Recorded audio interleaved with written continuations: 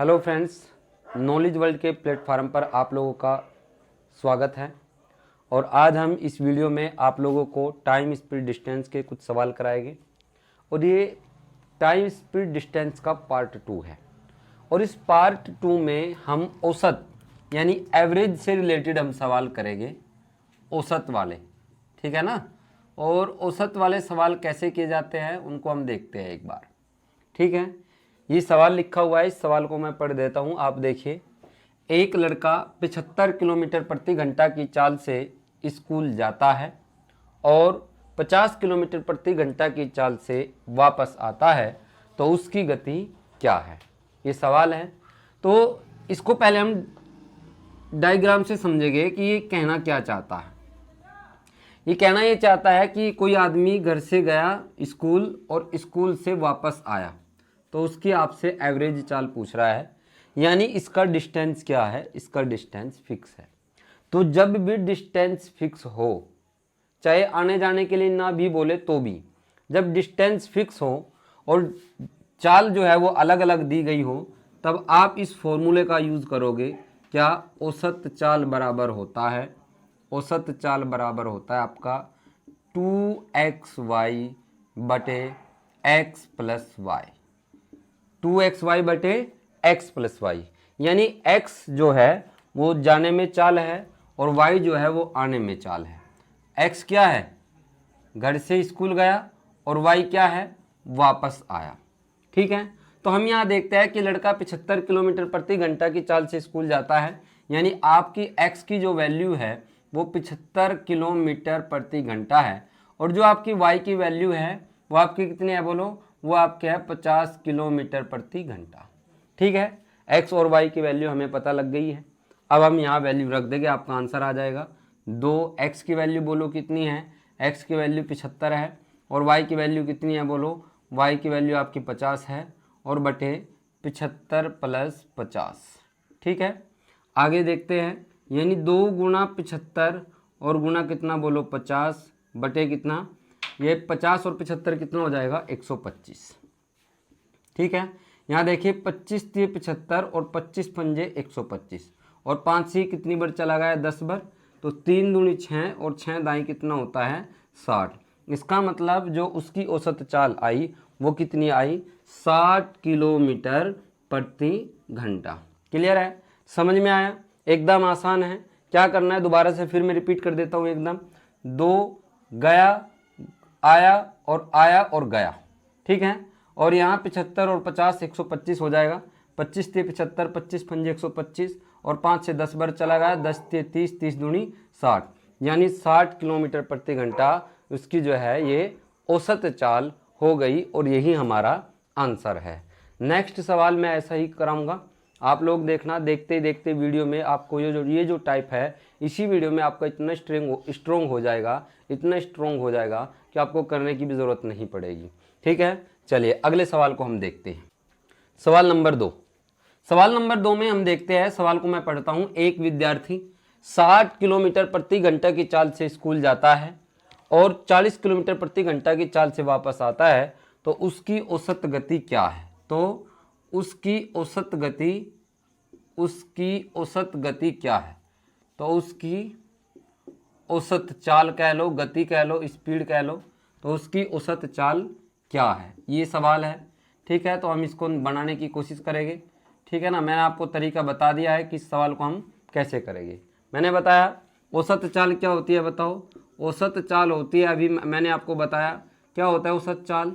2xy बटे x plus Y, यानी 2 गुना गया गुना आया बटे आया और गया, यानी प्लस में, यानी 2xy बटे x प्लस वाई, ये आपका औसत चाल का फॉर्मूला होता है, ठीक है।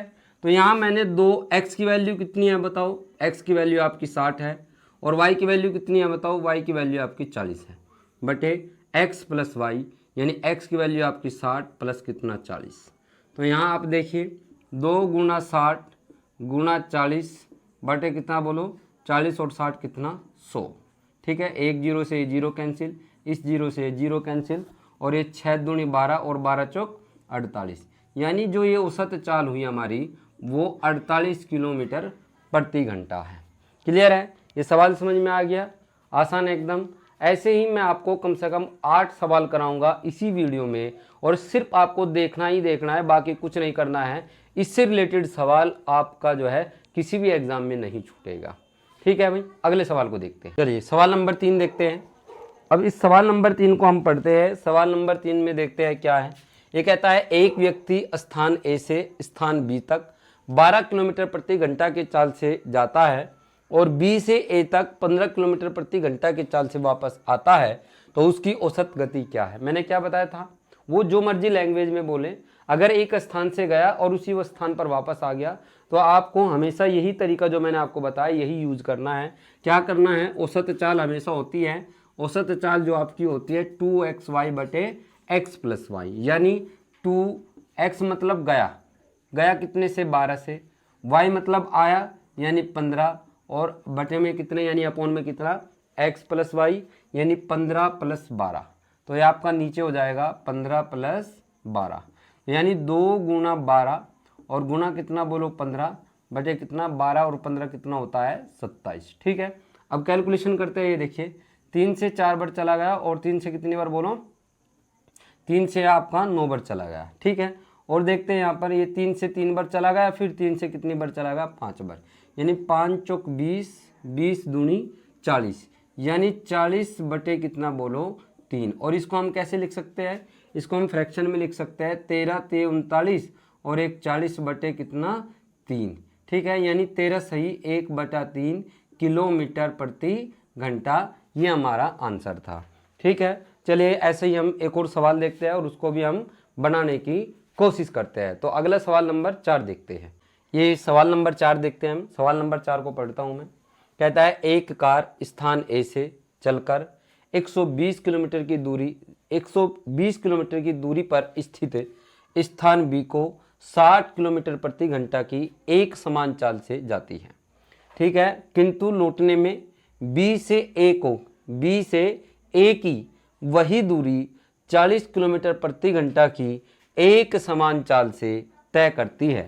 पूरी यात्रा में कार की औसत चाल किलोमीटर प्रति घंटा में है, यानी वो आपसे औसत चाल पूछ रहा है। मैंने अभी थोड़ी देर पहले आपसे ये बताया था, जो मर्जी वो चाहे आपको बोल दे, आपको सिर्फ इतना समझना है कि डिस्टेंस फिक्स है या नहीं है, चाहे वो कुछ भी क्यों ना कहे। हमने जब सवाल को पढ़ा तो सवाल के पढ़ने से पता लगा कि ए से जो बी की दूरी है, मान लीजिए ये स्थान ए है और ये स्थान बी है, इनके दोनों के जो बीच की दूरी है वो 120 किलोमीटर की दूरी है, और यही जाने में तय की और यही दूरी उसने आने में तय की, यानी डिस्टेंस फिक्स है। और जब भी डिस्टेंस फिक्स होता है तो आपको औसत चाल का जो फॉर्मूला आपको मैंने बताया है, औसत चाल का फॉर्मूला क्या बताया है, 2xy बटे में अपोन में यानी x प्लस वाई। ठीक है, यानी x मतलब जब जिस चाल से वो गया और y मतलब वापस जिस चाल से आया। तो हम यहाँ देखते हैं दो, किस चाल से गया वो 60 किलोमीटर प्रति घंटा की एक समान चाल से जाता है, और वापस किस चाल से आता है, वो वापस 40 किलोमीटर प्रति घंटा की चाल से आता है, अपोन में x प्लस वाई यानी 60 प्लस 40। ठीक है, आगे देखते हैं। ये देखिए 2 गुना कितना बोलो 60 गुना कितना बोलो 40, और 60 और 40 कितना होता है बोलो 100। एक 0 से 0 कैंसिल, इस 0 से 0 कैंसिल, 6 चौक 24 दूनी 48। इसका मतलब ये आपकी 48 किलोमीटर प्रति घंटा औसत चाल हो गई। एग्जामिनर आपको पागल बनाने की कोशिश करते हैं, 120 किलोमीटर की दूरी देकर आपको गुमराह करने की कोशिश करता है। आपको सिर्फ कॉन्सेप्ट पकड़कर बैठ जाना है कि यदि डिस्टेंस फिक्स है और एक चाल किसी चाल से गया और वापस दूसरी चाल से आया, तो आपको हमेशा इसी फॉर्मूले का यूज करना है। ठीक है, अगला सवाल हम देखते हैं, सवाल नंबर 5। चलिए सवाल नंबर 5 की बात करते हैं। सवाल नंबर 5 में आप देखिए, मैं सवाल पढ़ता हूँ। एक कार की किसी स्थान पर 20 किलोमीटर प्रति घंटा की चाल से जाती है और वहां से 30 किलोमीटर प्रति घंटा की चाल से वापस आती है, तो पूरी यात्रा में उसकी औसत चाल क्या है। ठीक है, पूरी यात्रा में उसकी औसत चाल क्या है, आपसे ये पूछ रहा है। तो इस सवाल को हम करते हैं। मैंने आपको क्या बताया, वो किसी स्थान पर गया और वापस उसी स्थान पर आया। तो जब भी कोई ऐसा सवाल आता है तो आपको क्या करना है, आपको सीधा औसत चाल का फॉर्मूला लगा देना है। औसत चाल का फॉर्मूला क्या है, 2 गुना गया किस चाल से, तो गया है 20 किलोमीटर प्रति घंटा की चाल से, और आया किस चाल से, आया है 30 किलोमीटर प्रति घंटा की चाल से, अपोन में कितना दोनों को ऐड कर देंगे, यानी 20 प्लस 30, तो ये आपका हो गया 2 गुणा कितना बोलो 20 गुणा कितना 30 बटे में कितना बोलो 50। तो ये 0 से 0 कैंसिल और 5 से कितना 6 बार चला गया। तो यहाँ आप देखोगे 6 दूनी 12, 12 दूनी कितना बोलो 24, यानी उसकी जो औसत चाल है वो 24 किलोमीटर प्रति घंटा है। ठीक है, देखिए आपको मैं बताता हूँ कि इस वीडियो में जितना भी मैंने आपको कराया, ये 5 सवाल मैंने आपको कराए हैं, इन 5 सवाल को आप देखिए और जो भी आपके पास बुक है तो एवरेज से रिलेटेड जो भी सवाल हो गए, औसत चाल पर आधारित जो भी सवाल हो गए उनको आप बनाइए, बनाने की कोशिश कीजिए, आपसे बनेंगे। ठीक है भाई। और भाई इस वीडियो को ज़्यादा से ज़्यादा शेयर कीजिए, लाइक कीजिए और कमेंट करके बताइए हमारा जो मतलब कॉन्सेप्ट है वो आपको कैसा लग रहा है, आप ये भी बताइए। ज़्यादा से ज़्यादा इस वीडियो को आप शेयर करोगे, लोगों तक पहुँचेगी, तो हम आपको जो है यूट्यूब पर अच्छा कंटेंट जो है आपको देंगे। और बस मैं इतना ही कहना चाहूँगा, आप सपोर्ट कीजिए। आप लोगों से यही उम्मीद है कि आप ज़्यादा से ज़्यादा सपोर्ट करोगे और प्यार दोगे। आज के लिए इतना ही काफ़ी। बहुत बहुत धन्यवाद आप लोगों का।